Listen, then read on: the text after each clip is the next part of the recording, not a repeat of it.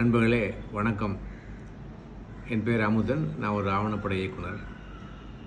சென்னையில், தமிழ்நாட்டில், இந்தியா முழுக்க கடந்த 30 ஆண்டுகளாக ஆவணப்படங்கள் எடுக்கிறது, திரையிடுறது, திரைப்பட விழாக்கள் நடத்துறது, அதற்கான பயிற்சி பட்டறைகள் நடத்துறது போன்ற விஷயங்களை தொடர்ந்து செஞ்சிட்ருக்கேன்.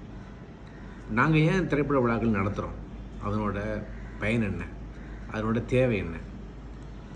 மாதம் 4 நிகழ்ச்சி நடத்திட்டுருக்கோம். எல்லாருக்கும் போஸ்ட் அனுப்புகிறோம், அழைப்புதல் அனுப்புகிறோம், வாங்கன்னு சொல்கிறோம். எதுக்காக நாங்கள் அதை செய்கிறோம் அப்படின்றத நான் கண்டிப்பாக நம்ம சொல்லி ஆகணும். இப்போது படங்கள் பார்க்குறதுன்றது பெரிய அபூர்வம் இல்லை. எல்லா இடங்கள்லையுமே கிடைக்கிது. ஓடிடி பிளாட்ஃபார்ம்ஸ் இருக்குது, யூடியூப்ஸ் இருக்குது, டிவி சேனல்ஸ் இருக்குது, ஃபோனில் நிறைய படம் பார்க்கலாம் அப்படின்ற மாதிரி நிறைய வாய்ப்புகள் நிறையா வந்துருச்சு. அப்போ எதுக்கு திரைப்பட விழாக்கள்? அதனோட தேவை என்ன அப்படின்னா, திரைப்பட விழாக்கள் நடக்கிற பெனிஃபிட் என்னன்னு சொன்னோம்னா, முக்கியமாக நாம் ஒரு படத்தை பார்க்குறதுக்கு, அது நம்ம என்ன படம் பார்க்குறது அப்படின்னு நம்ம தேடி போகிறதுக்கு பதிலாக ஏற்கனவே ஒரு தேர்ந்த நிபுணர், க்யூரேட்டர் அந்த படங்களெல்லாம் செலக்ட் பண்ணுறாரு. அது முக்கியமான நமக்கு கிடைக்கிற அட்வான்டேஜ். ஒருத்தர் படத்தை செலக்ட் பண்ணி திரைப்பட விழாக்கள் நடத்துகிறாரு, உங்களை கூப்பிட்றாரு. ஸோ ஏற்கனவே அந்த தேர்வு முயற்சி ஒருத்தர் செஞ்சிடறாரு. ஸோ அது ஒரு ஃபஸ்ட் பார்ட்.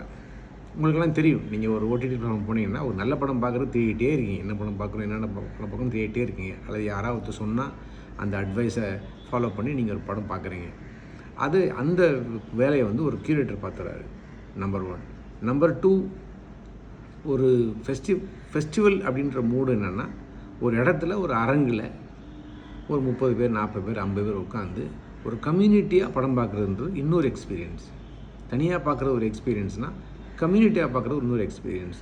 அதில் என்ன கிடைக்கிது? உங்களை போன லைக் மைண்டட் பர்சன்ஸை நீங்கள் பார்க்குறீங்க. அவங்க கூட உட்காந்து பக்கத்தில் உட்காந்து படங்களை பார்க்குறீங்க, படங்களை பற்றி பேசுகிறீங்க. அங்கே வந்திருக்கிற பேச்சாளர்கள் அந்த படங்களை பற்றி பேசுகிறாங்க. அது ஒரு முக்கியமான ஒரு வேலை நடக்குது. அது ஒரு திரைப்பட விழா அல்லது ஸ்க்ரீனிங்கோட இன்னொரு பெனிஃபிட். ஒரு கம்யூனிட்டி கேதரிங் நடக்குது. அது 2வது பெனிஃபிட்டு. 3வது பெனிஃபிட் என்னென்னா, இது இந்தியாவில் இப்போ இருக்கிற கரண்ட்டான விஷயங்கள் என்ன அப்படின்னா, ஃபேக் நியூஸு, ஹேட் நியூஸ். இது ஏகப்பட்ட விஷயங்கள் நம்மளை பயங்கரமாக அட்டாக் பண்ணுது. நம்மளோட அறிவு புலன்கள்லாம் கடுமையான தாக்குதலுக்கு உள்ளாகுது. வெறும் பொய், வெறுப்பு போன்ற விஷயங்கள் நம்ம மேலே பரப்பிகிட்டே இருக்காங்க. அந்த சமயங்களில் இது மாதிரியான ஃபிலிம் ஃபெஸ்டிவல்ஸ் நமக்கு ஒரு கான்ஃபிடென்ஸை கொடுக்குது. இல்லை, இந்த உலகம் அவ்வளோ மோசம் இல்லை, ஒரு கம்யூனிட்டி ஃபீலிங் சாத்தியம், ஒரு சாலிடாரிட்டி சாத்தியம் அப்படின்ற ஒரு ஜாயிண்ட் ஆக்டிவிட்டிக்கு அது ஒரு பிளாட்ஃபார்மாக இருக்குது. ஸோ ஃபிலிம் ஸ்க்ரீனிங்கிறது வெறுமனே படம் பார்க்குற ஆக்டிவிட்டியாக இல்லாமல் அது ஒரு ஹீலிங் ஆக்டிவிட்டியாகவும் இருக்குது. அதில் நல்ல படங்களை ஒன்றா சேர்ந்து பார்க்குறப்போ, நம்ம பேசிக்கிட்டு இருப்போ, நம்மளோட இன்டலெக்சுவல் ஆக்டிவிட்டி இனிஷியேட் பண்ணப்படுது, நம்மளோட க்யூரியாசிட்டி இனிஷியேட் பண்ணப்படுது, நமக்கு ஒரு கூடுதல் ஃப்ரெண்ட்ஷிப் கிடைக்குது, ஒரு சாலிடாரிட்டி கிடைக்குது, ஒரு கம்யூனிட்டி உருவாக்குறோம்.